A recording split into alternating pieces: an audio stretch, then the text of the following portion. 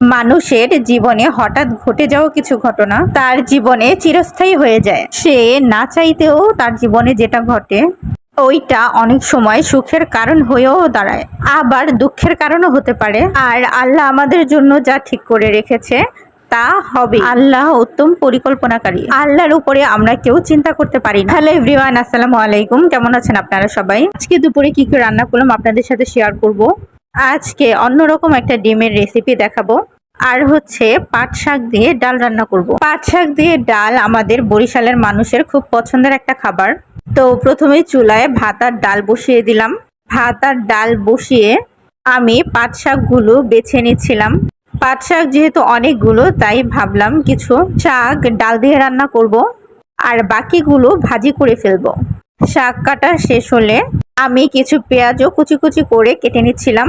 পেঁয়াজ একটু বেশি করে কাটবো, কারণ ডিম রান্না করতে পেঁয়াজ লাগবে। তাই পেঁয়াজ কাটা শেষ হলে এইদিকে দেখি ডাল সেদ্ধ হয়ে গেছে। এখন ডাল ঘুটনি দিয়ে ডালটা ভালোভাবে মিশিয়ে নিব। তারপর ডালের মধ্যে হলুদ, মরিচ এবং স্বাদ মতন লবণ দিয়ে দিব। তারপরে ডালের মধ্যে পাট শাকগুলো দিয়ে দিব। পাট শাকগুলো দিয়ে ডালটা ভালোভাবে জাল দিয়ে নিতে হবে, যাতে শাকটা সিদ্ধ হয়ে যায়। ডালটা হয়ে গেলে পেঁয়াজ রসুন দিয়ে বাগার দিয়ে দিব। বাগার দিয়ে চুলা থেকে নামিয়ে নিব। এখন বাকি শাকগুলো ভেজে নিব।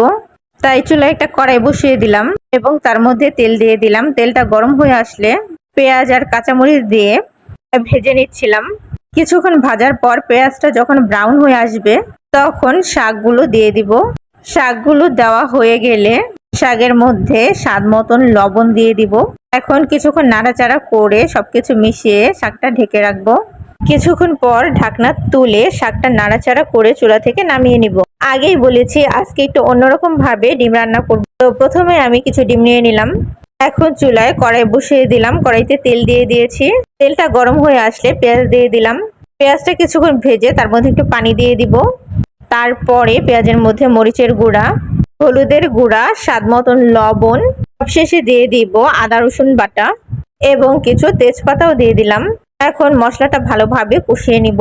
মশলাটা কিছুক্ষণ ভালোভাবে কষিয়ে মশলা থেকে যখন তেলটা আলাদা হয়ে যাবে তখন মশলার মধ্যে ঝোল দিয়ে দিব। ঝোলটা কিছুক্ষণ জাল দিতে হবে সময় নিয়ে।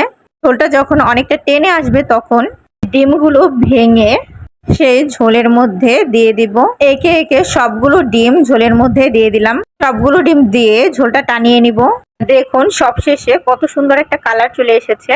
এখন সবাই মিলে ডিম দিয়ে ভাত খেয়ে নিব। আজকে ডিমের রেসিপিটা প্রথম করলাম, যদিও প্রথম রান্না করেছি, কিন্তু খেতে অনেক বেশি মজা হয়েছিল। বাড়িতে অনেক সময় ছোট বাচ্চারা ডিম খেতে চায় না, তখন তাদেরকে এইরকম ডিমের রেসিপি করে দিতে পারেন।